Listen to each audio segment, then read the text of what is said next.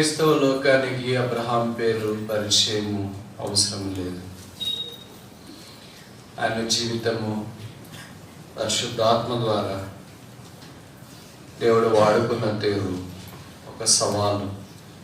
ఆయన ఒక విశ్వాస వీరుడు, విశ్వాసులకు మాదిరి, విశ్వాసులకు తండ్రి, విశ్వాస విషయంలో ముందుగా నడిచి వెళ్ళినవాడు. దేవుడు ఒక వ్యక్తిని ఎంత దాకైనా వాడుకోగలడానికి బైబిల్లో అబ్రహాం జీవితము మనకొక ఉదాహరణ. ఆయన పక్కనే ఉన్న లోతు అబ్రహాం యొక్క ఆత్మీయమైన భాగస్వామ్య స్థితిలోనికి రాలేకపోయాడు. మనం కొంతమంది గొప్ప వ్యక్తుల దగ్గర ఉండొచ్చు, కానీ పొందలేకపోవడం చాలా విషాదకరం. అలా కూడా సాధ్యమని తెలియచేయడానికి లోతు జీవితము మనకు నిలువెత్తటి నిర్వచనం. ఈ మధ్యాహ్నం మీరు అనుమతిస్తే ఈ అబ్రహాము గురించిన ఈ మాటలో మనం చదివాం కదా, ఆదికాండం 13:18. అప్పుడు అబ్రహాము తన గుడారం తీసి హెబ్రోన్లోని మమ్రే దగ్గరనున్న సింధూరు వృక్షములో, అక్కడ యెహోవాకు హెబ్రోన్ సహవాసము, ఈ మాట మీద మనం పరిగెత్తుకోవడానికి ప్రయత్నం చేస్తాం. అప్పుడు అబ్రహాం ఎప్పుడనేది ఉండాలి కదా. పై వచ్చిన చదివితే మనకు జవాబు రాసినారు. నేను ఎప్పుడు చెప్తుంటా కదా, బైబిల్ చాలా అందమైంది. ప్రశ్నలు అక్కడే ఉంటాయి, జవాబులు అక్కడే ఉంటాయి. ఎవరికి కళ్ళు ఉన్నోళ్ళకి, ఎవరికి చెవులు ఉన్నోళ్ళకి. ఆ రెండు లేని వాళ్ళకి ఈ బైబిల్ ఏం అర్థం కాలేదు. ఏమో రాసింటారో ఎక్కడో రాసింటారో, దానికి అసలు కంటిన్యూటీ ఉండదు అని అనుకుంటాం. ఇప్పుడు చూడండి 17 వచనం. నీవు లేచి దేశం యొక్క పొడుగున దానిలో సంచరించుము, అది నీకు ఇచ్చేది నేను అబ్రాముతో చెప్పాను. కనుక దేవుని యొక్క వాగ్దానము అబ్రహాం పొందిన తర్వాత అబ్రహాం అక్కడ బలిపీఠము కట్టి, అక్కడ గుడారం వేసి, అంటే దేవుడు మనకి ఎక్కడ వాగ్దానం ఇచ్చినాడో అక్కడ మనం దేవుడితో సహవాసం ఉన్నట, అదే అబ్రహాం. దేవుడు మనకు కూడా ఈ సంవత్సరం వాగ్దానం ఇచ్చినాడు. కొంతమంది బాప్టిస్ట్ వాగ్దానము లేదా యూనివర్సల్ చర్చ్, మొట్ట cards, individual promises, personal promises తీసుకున్న వాళ్ళు బయలు పెట్టుకుంటారు. ఇప్పుడు అనుకుంటా ఉంటారు, ఎక్కడ పోయిందో మర్చిపోయిందా, ఎప్పుడో పడిపోయింది వాళ్ళు. కొంతమంది శేషం మాత్రం వాగ్దానం చేతబట్టేవి, ప్రార్థన చేసేవాళ్ళు కొంతమంది అన్నారు. ఆ శేషం ఎప్పుడు ఉంటుంది.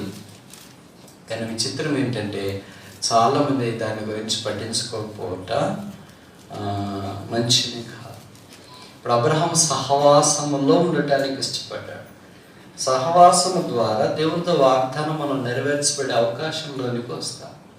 కనుక హెబ్రోను అనే మాట నాకు తెలిసి బహుశా మొదటి ఇక్కడే కనిపించవచ్చు. కానీ దేవుడు మనతో వాగ్దానం చేసేది సహవాసం విషయంలోనే. సహవాసం లేకపోతే దేవుడు ఆదమవులను ఎందుకు చేస్తాడు?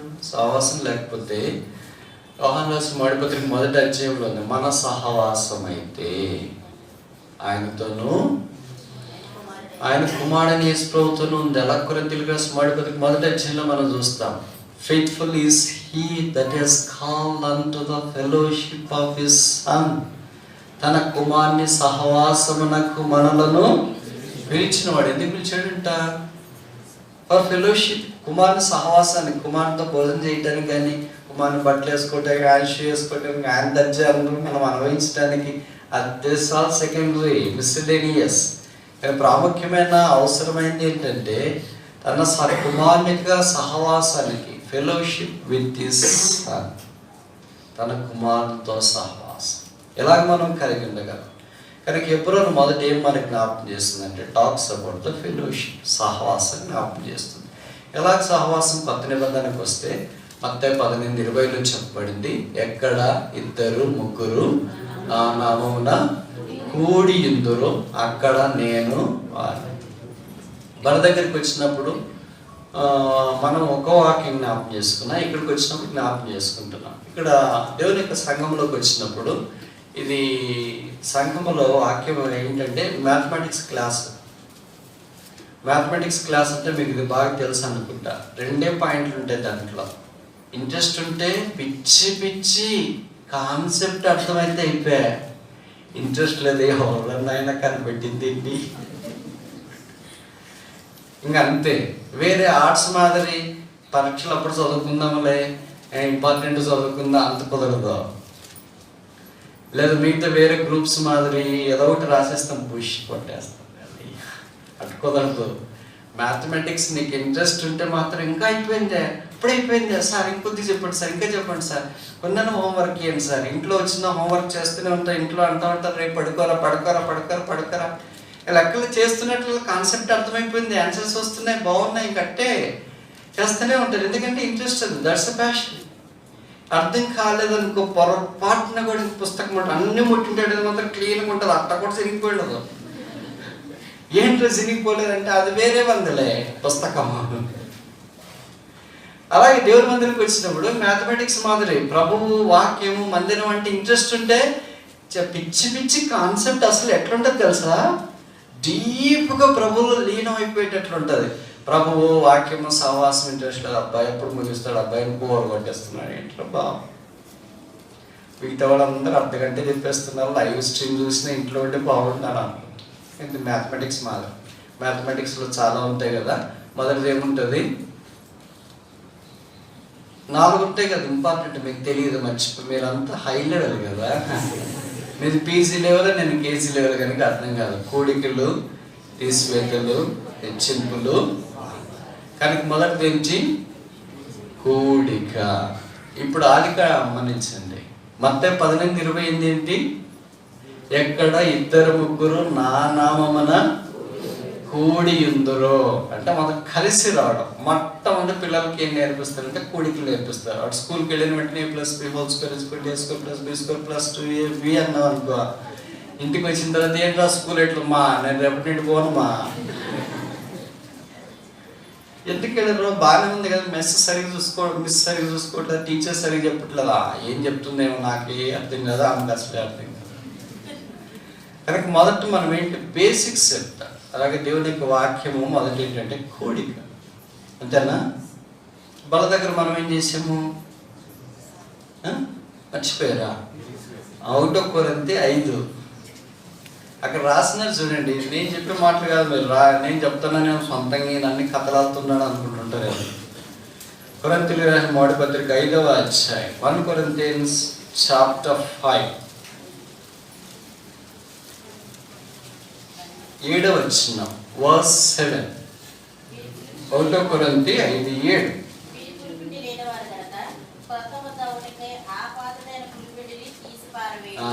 బల దగ్గర ఏం చేసినాము, తీసివేతలు నేర్చుకున్నాం. ఇప్పుడేం నేర్చుకుంటున్నాము, జీవితాంతం ఇదే. ఇంకా తీసివేతలు, కూడికలు. మరి హెచ్చింపులు ఎప్పుడు, సాయంకాలం. బాగారం ఎప్పుడు, కాటేజ్ మీటింగ్. ఈ 4 ఉంటాయి జీవితాంతం సత్యదాకా. ఎందుకంటే ఈ 4 లేకుండా లెక్కలు చెప్పమంటే ఎవరు చెప్పలేరు, ఎక్కడ కుదరదు. ప్రతి మనిషి యొక్క నిత్య జీవితంలో నువ్వు బస్సు ఎక్కినా, దిగినా, రేషన్ షాప్కి వెళ్ళినా, ఏటీఎం దగ్గరికి వెళ్ళినా, ఈ 4 నాకు అవసరం లేదనేవాడు ఎవరో చేద్దాం. అయితే మీరు చేద్దాం, నాకు ఏటీఎం కార్డు ఇవ్వండి. గుడికి నాకు అవసరం లేదు, తీసివేత నాకు అవసరం లేదు, భాగహారం నాకు అవసరం లేదు, హెచ్చింపు నాకు అవసరం లేదు. అది ఖచ్చితంగా అవసరమే. అందుకనే దేవుని మందిరం దగ్గర లెక్కల క్లాస్ మాదిరి ఉంటుంది. ఇప్పుడు బల దగ్గర మనం ఏ క్లాస్ చూసుకున్నాము, తీసివేతలు చూసుకున్నాం. ఇప్పుడు ఫైనల్ మెసేజ్ దగ్గర ఏ క్లాస్కి వచ్చినాము, తీసివేతలు కష్టమా, కూడికలు కష్టమా? తీసివేతలు కష్టం, ఎందుకంటే తీసేసుకోలేము. కూడికలు అనుకో ఎన్నన్నా కూడుకుంటాము, ఎంతసేపు కూడుకోవటానికైనా. సహవాసము, ప్రభువుతో మనం కలిసి ఉండడానికి, gathering together, meeting together, spending quality time together. అందుకే ఎక్కడ 2-3 నా నామమున కూడి ఉండుట. కనుక ప్రభుతో మనం అబ్రహాము దేవుడితో కూడా ఉండటానికి ఇష్టపడ్డాడు. అందుకే ఆయన కూడికలు నేర్చుకున్నాడు. మందిరం అయిపోయిన తర్వాత తీసివేతలు వచ్చా కూడికలు వచ్చా అంటే ఏం చెప్పాలి మనం?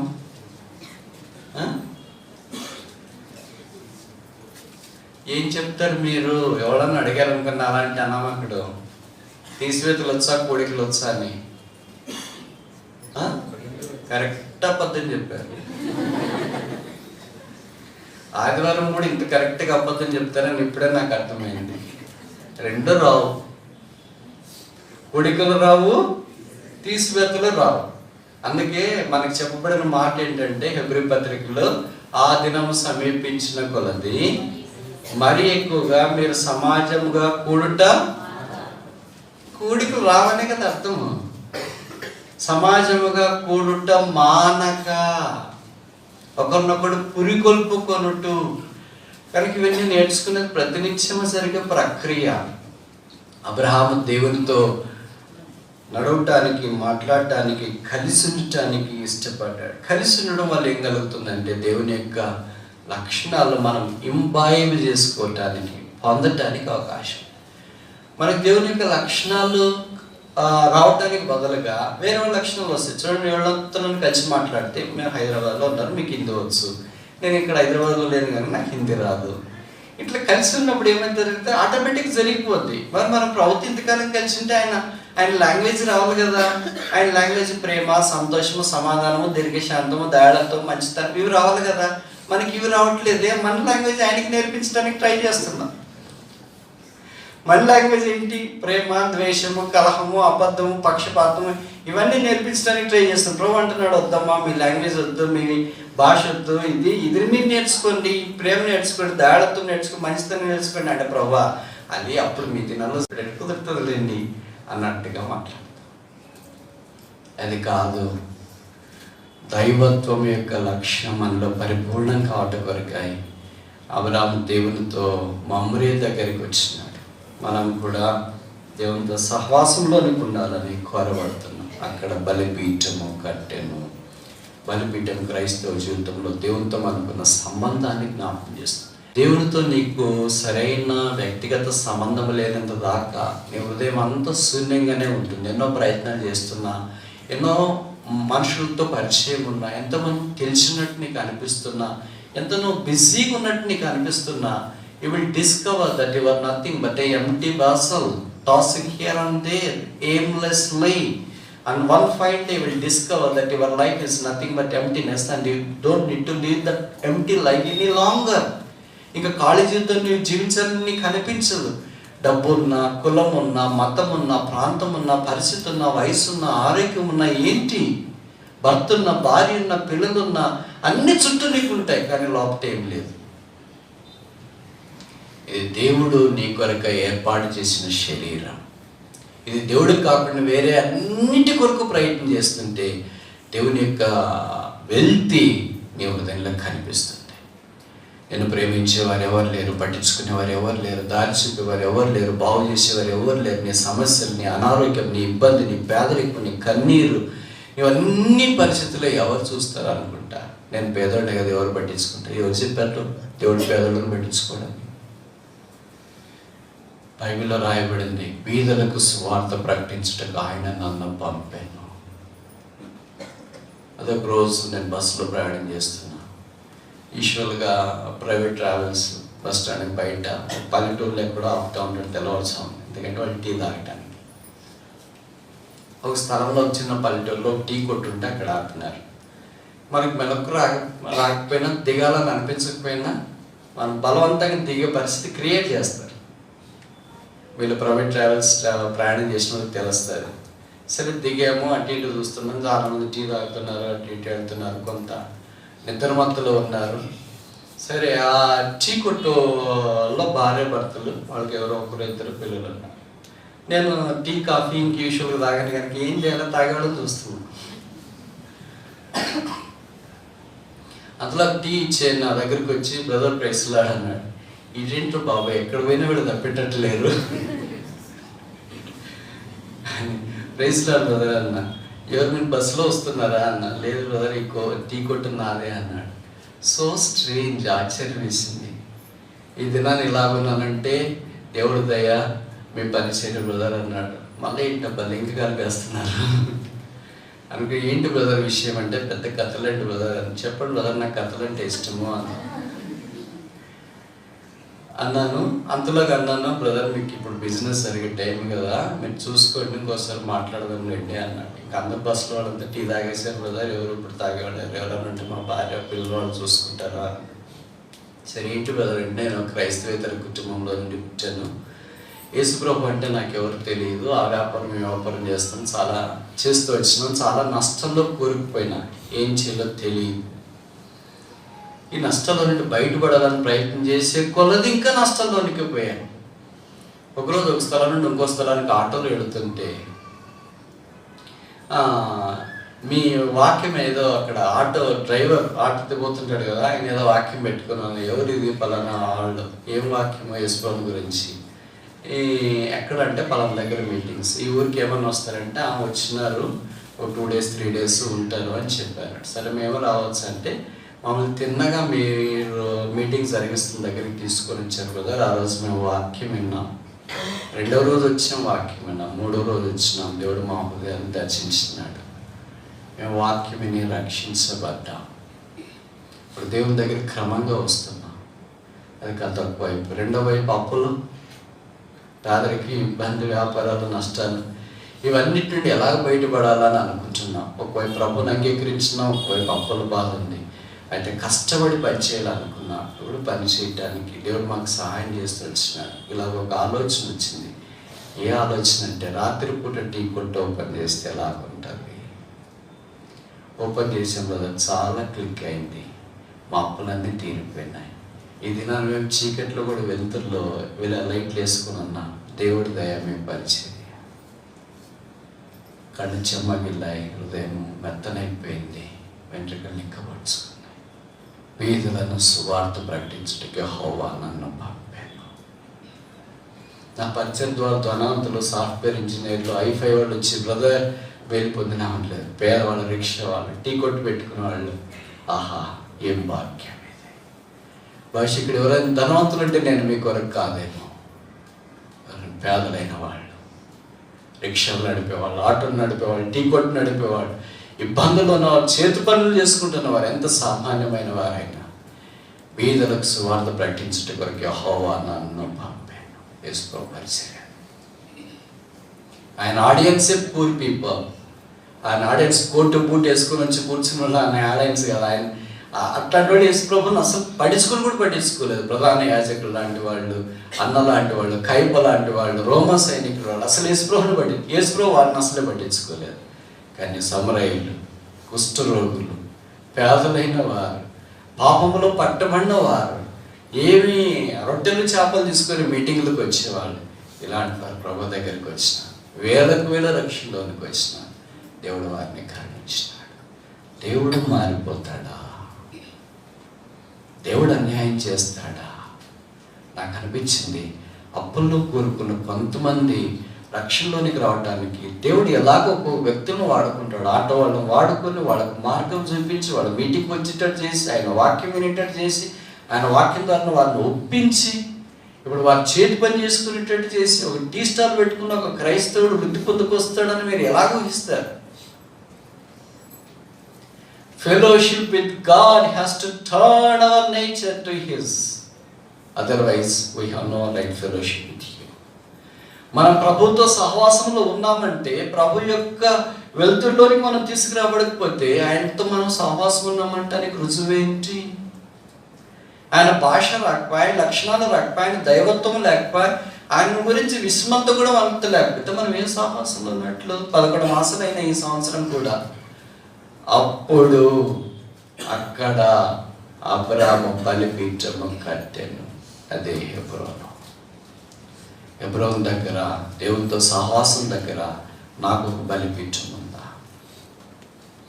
దేవుని ప్రజలైన వాళ్ళారా, క్రైస్తవులైన వాళ్ళ కుటుంబాలుగా చేరి వచ్చినప్పుడు కలిసి ప్రార్థన చేయుట, కలిసి భోంచేయుట, కలిసి జీవించుట, కలిసి ఒక కుటుంబంగా ఉండట చాలా ప్రాముఖ్యం. ఈ 11 మాసాలు ఎప్పుడైనా అలాగుందా? నాకు తెలుసు చాలామంది క్రైస్తవులు మంచివాళ్ళు, వాళ్ళు బయటికి వాళ్ళ ఇళ్ళ దగ్గరికి వెళితే తెలుస్తుంది వాళ్ళు ఎంత దైవత్వం కలిగిన వాళ్ళు. ఒకళ్ళు దగ్గర భోజనం చేస్తుంటాడు, కొడుకేమో ప్లేట్లు వేసుకొని వచ్చి కాడల దగ్గర ఉంటాడు, కూతురేమో మిద్ది మీద ఉంటుంది, భర్త ఏమో ఇంకో దగ్గర తింటాడు, భార్య ఏమో బెడ్రూమ్లో తింటుంది. ఒక్కో దగ్గర ఎవరన్నా పోతే అది ఒక దైవిక కుటుంబమా? అలా కనిపిస్తుంది. నేను ఈ మాట చెప్తుంటే మీరు అనొచ్చు, బ్రదర్ వాక్యం చెప్పమంటే అది చెప్తారేంటండి? అది వాక్యమేనండి. యేసు ప్రభు వారు ఒకవేళ మన ఇంటికి అప్పుడు వచ్చినాడు అనుకోండి, ఏంటమ్మా అంటే కొడుకు అక్కడ తింటున్నాడన్నా, కూతురు ఇక్కడ, మా ఆయన ఇక్కడ, నేను ఇక్కడ తింటున్నా, వాళ్ళ దగ్గర మాత్రం ఎవరు తినట్లేదు, ఒక్కో దగ్గర తిరుగుతున్న 4 చోట్ల ఎలా ఉంటుంది? ఇష్టపడతాడా? మీరు చూడండి, కొత్త నిబంధనలు యేసు ప్రభు వారు ఎక్కడుంటే వారిని వరుసలుగా కూర్చున్నామని ఆజ్ఞాపించాను.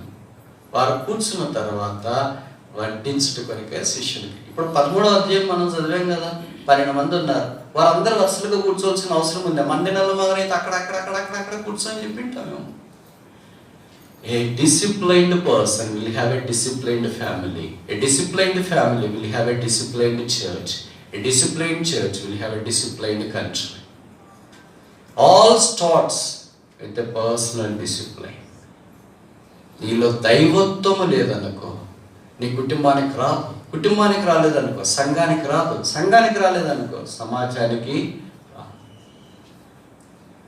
అందుకే ఈ దినాన్ని మనం భ్రష్టత్వంలో ఉన్నాం, దేవునితో సహవాసం లేకుండా ఉన్నాం, దేవుని యొక్క సన్నిధిని అనుభవించలేకపోతున్నాం. The taste, the smell, the flavor of the family and the fellowship with God has extinguished. అది ఎప్పుడో ఆవిరైపోయింది. కానీ బయటికి మాత్రం మళ్ళా బైబిల్ పట్టుకుంటున్నా వస్తున్నాం, పాడుతున్నాం. No, that's hypocrisy. That's a total blunder. That is incredible fashion show. That is ultimate rebellion against God. A true simple Christian will be faithful from basics to the fellowship. ఒక సామాన్యమైన క్రైస్తవుడు తనతో ఆరంభించబడే జీవితం నుండి దేవుని మందిరము దాకా నమ్మకంగా ఉండడానికి ఇష్టపడతాడు. అలాంటి వాళ్ళని దేవుడు ఆశీర్వదించడానికి వారిని కంచివేయండి. అక్కడ బలిపీఠం కట్టు.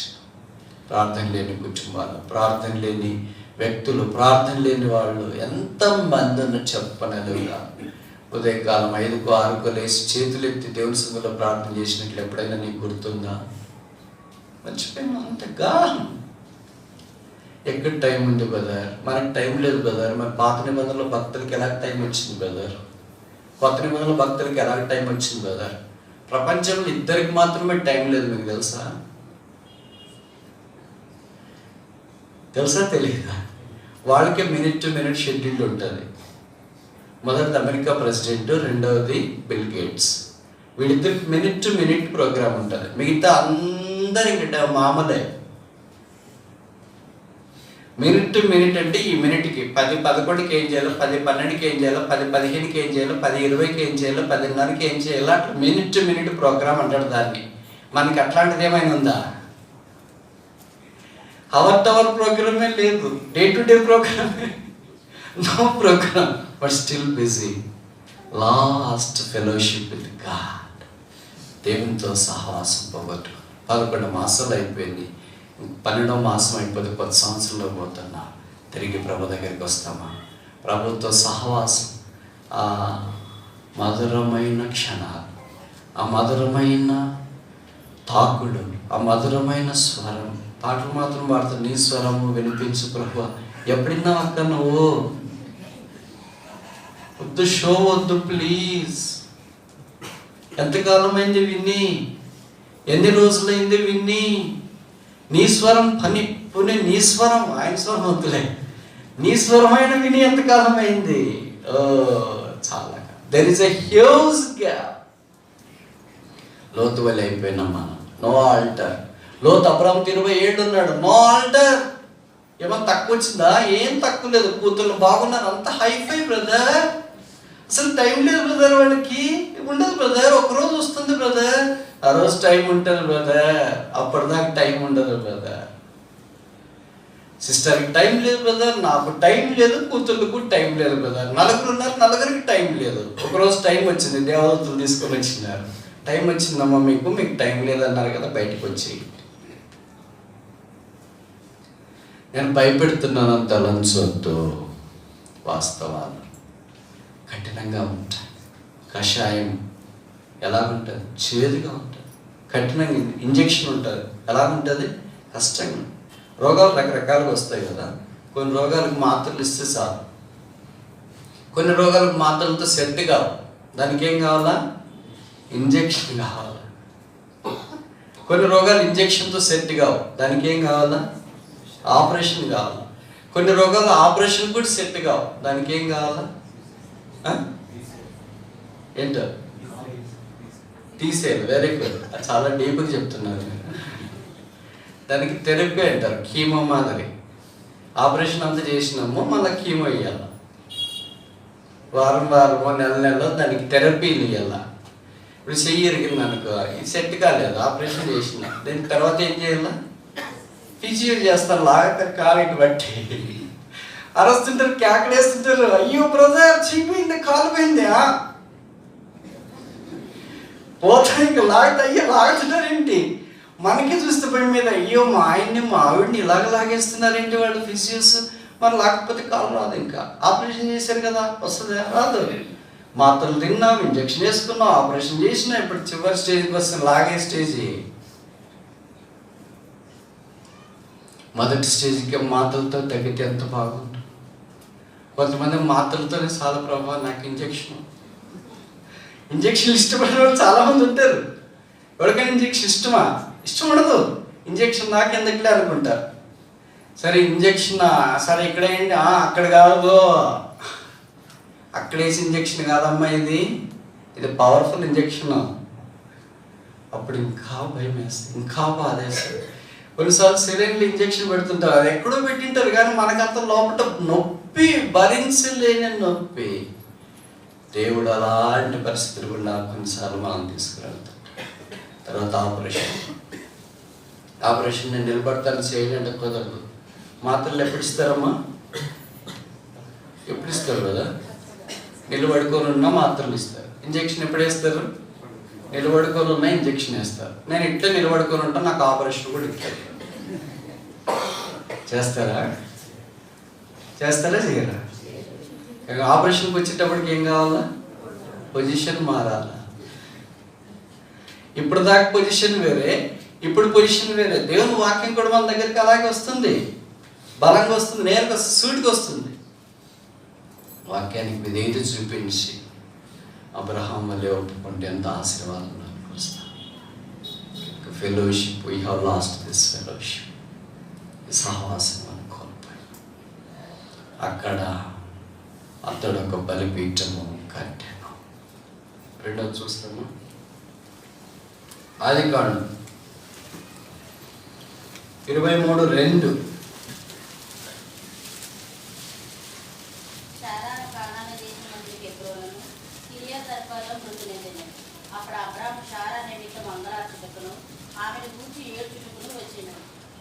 ఇప్పుడు నేను ఒక ప్రశ్న అడగొచ్చాక మిమ్మల్ని అడిగేంతటి వాడిని కాదు, అయినా మధ్యాహ్నం ఏదైనా నిద్ర వస్తుందేమో అని.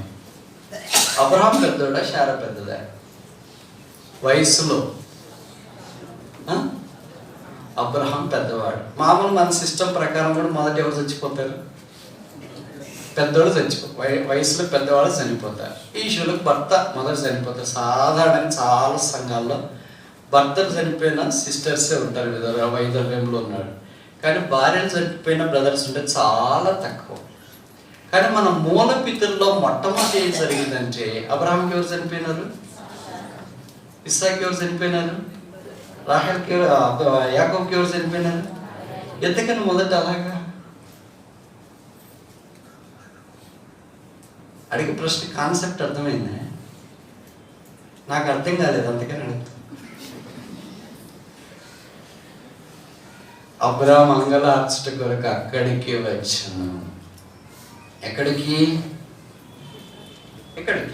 23వ అధ్యాయం 2వ వచనం.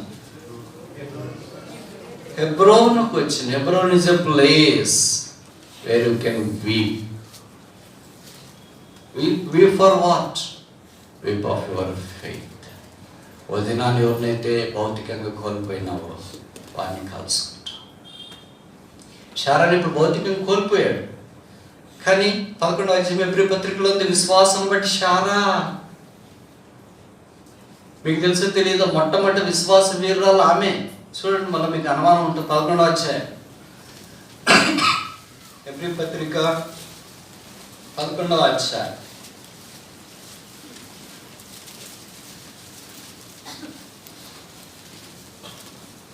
చదవండి. హెబ్రీ పత్రిక 11వ అధ్యాయం.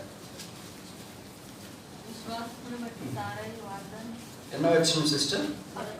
11. చదవండి.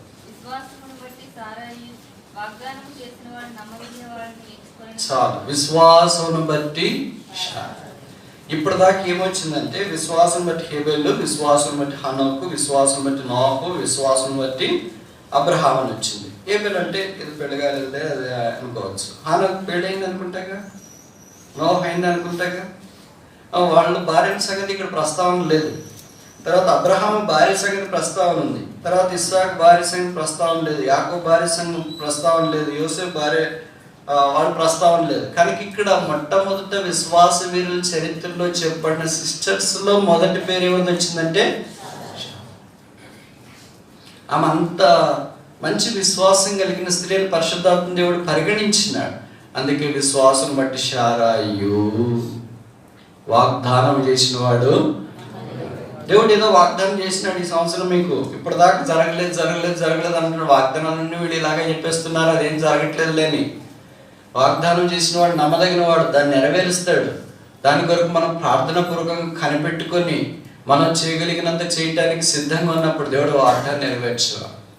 కనుక అబ్రహాం ఏంటంటే, శారా ముందు చనిపోయినా కూడా, శారా నేను ఒక దినం చూస్తా, ఐ షల్ సీ హర్, నేను ఆమెను చూస్తా, ఆ సహవాసంలో నేను ఉండబోతున్నా. శుభప్రదమైన నిరీక్షణ అబ్రహాం కలిగిన వాడు ఉన్నట్టు మనకు కనిపిస్తుంది. Although place of Hebron was a place of weeping, but it is place of faith.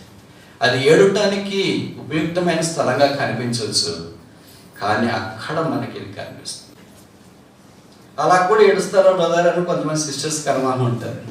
భర్తలు చనిపోతే మేము ఏడుస్తాం అనుకో, రోజంతా రోజులు వారాలు ఏడుస్తాం. భార్య చనిపోతే ఏడ్చేవాళ్ళు ఎవరైనా ఉన్నారా అని బహుశా చాలా తక్కువ అనుకుంటాం. అంటే ఆత్మీయ బంధం ఉన్నవాళ్ళు చాలామంది ఉన్నారు, మనం పేపర్లో చూస్తుంటాం. భార్య చనిపోయిన వెంటనే ఒక గంట సేపటికే భూస్థాపన చేసి ఇంటికి వచ్చేటప్పుడు భర్త కూడా గుండె నొప్పి వచ్చింది, ఆయన కూడా చచ్చిపోయినట్టు ఇద్దరిని తీసుకెళ్ళి పక్కన పాత పెట్టాడని కొన్ని స్టోరీలు మన పేపర్లో చూస్తూనే ఉంటాం. దాన్ని పెద్ద వయసున్నాడు, 80-70 ఏళ్ళు ఉన్నాడు, విడిపోని ఆత్మీయ బంధం అని పెద్ద పెద్ద క్యాప్షన్స్ పెట్టేస్తుంటాడు. వృద్ధాప్యంలో విడిపోని ప్రేమ అని క్యాప్షన్స్ పెట్టేస్తున్నాడు. ఇదేంటిరా ప్రేమ, 80 ఏళ్ళకు కూడా వాళ్ళు మరణంలో కూడా ఒకేసారి చనిపోయారా ఏంటి అన్నట్టుగా మనకు కనిపిస్తుంది. కానీ కొన్నిసార్లు చాలా డిఫరెంట్గా కనిపిస్తుంటారు. ఒక జోక్ ఏంటంటే, అంటే ఈ జోక్ మనం మీరు వేరే సీరియస్ తీసుకోవద్దండి. లైట్ విషయం లైట్ తీసుకోండి, సీరియస్ విచిత్రం ఏంటంటే మనం సీరియస్ విషయం లైట్ తీసుకుని లైట్ సీరియస్ తీసుకో, అది ప్రాబ్లం. ఓ రోజు ఇలాగ ఆదివారం ఏదో భార్య ఎక్కడ ఊరికి వెళ్ళింది, వాళ్ళ పుట్టినీళ్ళు దానికి ఎక్కడో అంటే మళ్ళీ వాళ్ళకి ఎక్కడికి వెళ్ళబుద్ది కాదు, వాళ్ళ పుట్టింటికి తప్ప. పుట్టింటికి వెళ్ళింది ఆదివారం. ఇంకా సరే ఇంటికి వచ్చేస్తే భర్త దగ్గర మనం సోమవారం అంటే రెగ్యులర్ యాక్టివిటీస్ అటెండ్ కావాల్సింది. ఉదయం రైల్వే స్టేషన్కి వస్తాను 6 గంటలకి అని చెప్పింది. భర్త వెళ్ళాడు పికప్ చేసుకోవటానికి. సరే నిద్రమత్తులో ఉన్నాడు, లేకపోతే ఇంక మొక్కమంతా అలాగే చిట్టుగా ఉంది కదా, వెళ్ళాడు. వెళితే భార్య ఏంటంట, ఏంటి నా రిసీవ్ చేసుకోవడానికి వచ్చినా ఇంత 6 రోజులు అయిపోయింది, చూసి నవ్వను కూడా నవ్వట్లేదే, నవ్వు బుద్ధి కూడా కాదా అని. ఇంక ఈయనేమనుకోకుండా మామూలుగా సీరియస్గానే ఉంటాడు. ఎక్కువ సీరియస్ ఫేస్ పెట్టిన తర్వాత ఆ వేసుకోవాలంటే చాలా టైం తీసుకుంటుంది కదా. సరే ఆ సిస్టర్ ఉండి ఆమె ఏమనిందంట, పక్కన ఇంకొక దంపతులు చూసి వాళ్ళిద్దరు చూడు ఎంత సరదాగా ప్లాట్ఫామ్లో నవ్వుతూ పోతున్నారు అని. అప్పుడు ఈయన అన్నాడంట, ఆమెను రిసీవ్ చేసుకోవడానికి కాదు ఆయన వచ్చింది, ఆమెకు సెండ్ ఆఫ్ ఇవ్వడానికి వచ్చినాడు.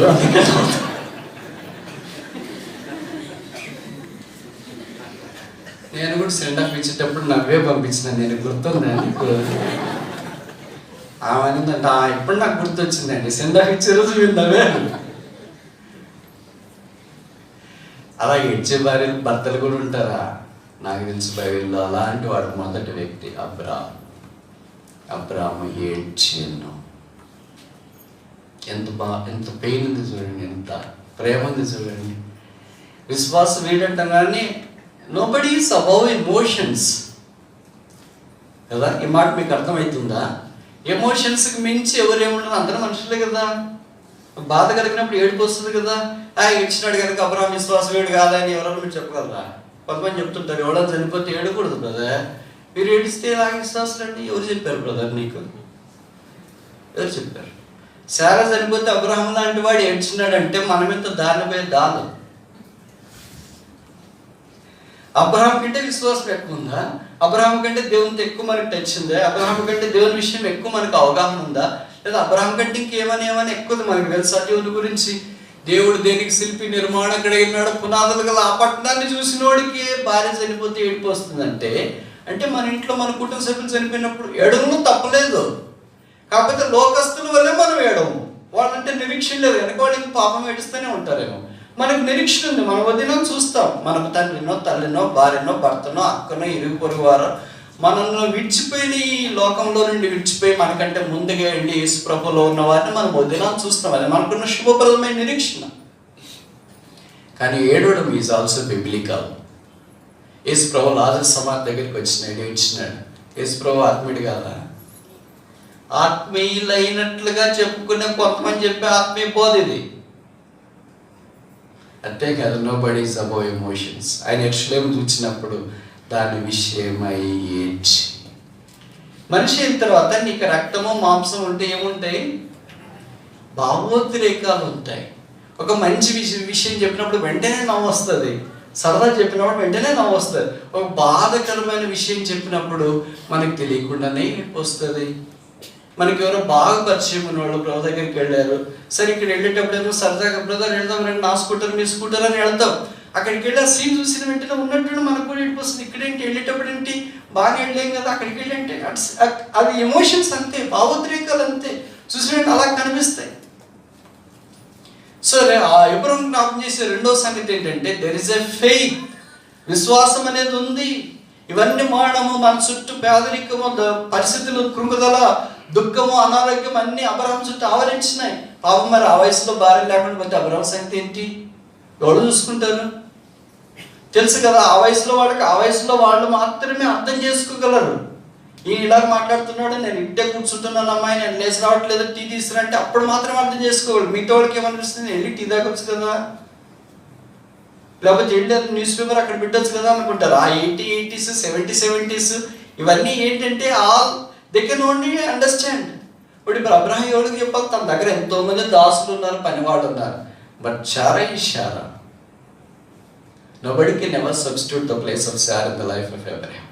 ఆ ఖాళీతనం ఉన్న అబ్రాహాంలో ఉంది ఫెయిత్. నేను దినాన్ని ప్రభావం చూస్తాను. అక్కడ ఒక బలిపీఠం కట్టని స్పీక్స్ ఆఫ్ ఫెలోషిప్. శారా కొరకు ఎబ్రోన్లో ఏడ్చను, స్పీక్స్ ఆఫ్ హిస్ ఫెయిత్. మూడో చూస్తామా? 23:19. ఆదికాండం 23:19.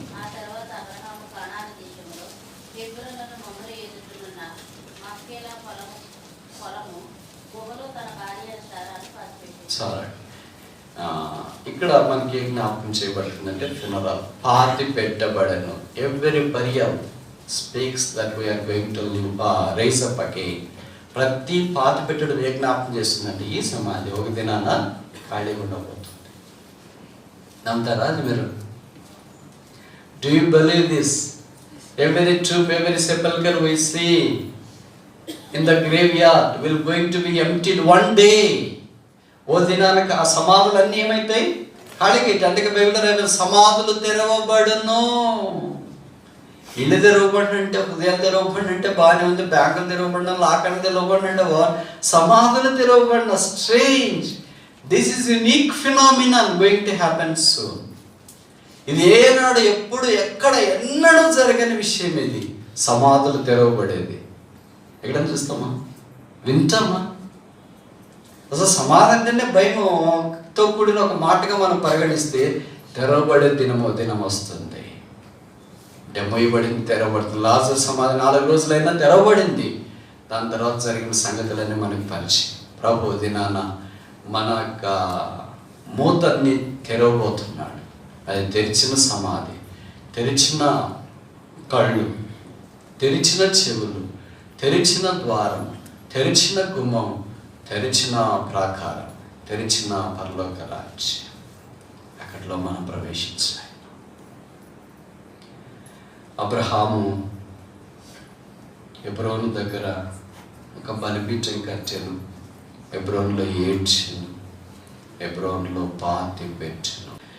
మన చుట్టూ కనిపించేవన్నీ మనకి ఎంతో ఇష్టమైన ప్రియమైనవి. అయితే పాతి పెట్టే దినం అనేది ఒకటి రాకపోతే తిరగలేపబడే దినం అనేది. అందుకే మీకు తెలుసు అనుకుంటా, ప్రపంచంలో ఏ ఒక్క వ్యక్తి కూడా 3 మతాల చేత ప్రియమైన వాడిగా ఎంచబడడు, ఒక అబ్రహాం తప్ప. మతం అంటే ఒకే వ్యక్తిని ఇష్టపడతారు, కానీ 3 మతస్థులైన వాళ్ళు అబ్రహాముని ఇష్టపడతారు. మొదటి దేవుడు యూదులు. అందుకే యోహాను సువార్తలో మనం చూస్తాం, యేసు ప్రభు అన్నాడు, ఏంటి అబ్రహాం నాదినం చూసి సంతోషపడాలనుకుంటా, నీకు 50 ఏళ్ళు కూడా లేవే, మా పితడైన అబ్రహాం గురించి మాట్లాడుతున్నాయి. బలేవాడా, అసలు నేను అబ్రహాం ఉండక మునిపే నేనున్నాను. అబ్రహాముని గురించి వాళ్ళకి చాలా ఇష్టము. అలాగే యాకోబుని గురించి, యాకోబు బావి యోహాను సువార్త 4వ అధ్యాయంలో మనం చూస్తాం. కనుక యూదులైన వాళ్ళకి అబ్రహాం ఇష్టం. రెండవది ఎవరు? మన బ్రదర్స్ ముస్లిమ్స్, వాళ్ళకు కూడా చాలా చాలా ఇష్టం అబ్రహాం. అందుకని అబ్రహాం వాళ్ళు ఏమని పేరు పెట్టుకుంటారు? ఇబ్రహీం. ఇబ్రహీం. మన బక్రీద్ కూడా జరిగింది, అది ఒక పెద్ద స్టోరీ. వెళ్తూనే ఉంటారు అక్కడికి. ఇందాక అబ్రహాం ఇస్సాకుని బలిచ్చిన స్థలం అని, ప్రదేశం అని, బలిపీఠం అని వారి నమ్మకం. మూడవది ఆఫ్ కోర్స్ క్రైస్తవం. అబ్రహాం అనే పేరు జీవితం అలాగే లేకపోయినా పేరు పెట్టుకోవడానికి మాత్రం మనం ఇష్టం. కొత్త నిబంధన తెరిచిన వెంటనే మొదటి పుస్తకంలో మనకు ప్రత్యక్షమయ్యే పేరు ఏం పేరు? అబ్రహాం. అబ్రహాము కుమారుడైన దావీదు కుమారుడైన యేసుక్రీస్తు వంశం. New Testament starts with Abraham. Stephen అపోస్తలుల కార్యాలు 7వ అధ్యాయంలో ప్రసంగం ఆరంభించినాడు. స్టెఫెను యొక్క రాయబడిన ప్రసంగం ఒక్కటే ఉంది, అదే అపోస్తలుల కార్యాలు 7వ అధ్యాయంలో మన పితరుడైన అబ్రహాము మెసొపొతేమియాలో ఉన్నప్పుడు మహిమ గల దేవుడు అతనికి ప్రత్యక్షమైన. Speech starts with Abraham. విశ్వాసం నాకు వీరుడు కనుక విశ్వాసంతో ఆదాంతో కదా ఆరంభించాలి. మామూలు స్పీచ్ ఆరంభిస్తే, మెసేజ్ ఆరంభిస్తే ఆదాంతో ఆరంభిస్తాం. ఎందుకంటే మనకి ఎవరో ఒకరు దొరకాలి కదా నిందేయటానికి. ఆదాం పాపం చేసినందుకు మనం అంతా పాపం అయిపోయినామని, మరి అబ్రహాం విశ్వాసం వచ్చినందుకు మనం అంతా విశ్వాసాలుగా మార్చబడ్డామని అది చెప్పొచ్చుగా. అది చెప్పము, ఎందుకంటే పాజిటివ్గా చెప్పడం మనకి ఇష్టం ఉండదు, మొదటి నెగిటివ్గా చెప్పడం మనకి ఇష్టం ఉండదు. అందుకని ఆదాంతో ఆరంభిస్తాం. కానీ స్టెఫెన్ అలా కాదు, అబ్రహాంతో ఆరంభించి 100 సంవత్సరాలప్పుడు దేవుని యొక్క కృపను బట్టి అబ్రహాము కుమారుని పొందినాడు, ఒక తండ్రిగా మార్చబడ్డాడు. అనేక జనాలకు ఆయన ఇప్పుడు ఆత్మీయమైన తండ్రిగా దేవుడు సిద్ధపరుస్తూ వచ్చాడు. అందుకే జగ్గేట్ అని అడిగితాడును అబ్రహాము. అందుకు ఒక్కొక్క సిస్టర్ తన్నాడు, ఈమెను అబ్రహాము కుమార్తె. కొత్త నిబంధనలో వచ్చిన వారందరూ యేసు ప్రభు ద్వారా అబ్రహాము రొమ్మను ఆనుకోవడానికి లాజరు కొనుక్కోబడ్డాడు. దేవుని ప్రజలమైన మనం అబ్రహాము దేవుణ్ణి కలిగి ఉన్నాం. ఆయన పేరు యేసుక్రీస్తు. ఏది ఎక్కువ దేవుడి దృష్టికి? 6 రోజుల సృష్టి ఎక్కువ, 100 సంవత్సరాలు జీవించిన మనిషి ఎక్కువ, 12 అధ్యాయాలకు చరిత్ర ఎక్కువ.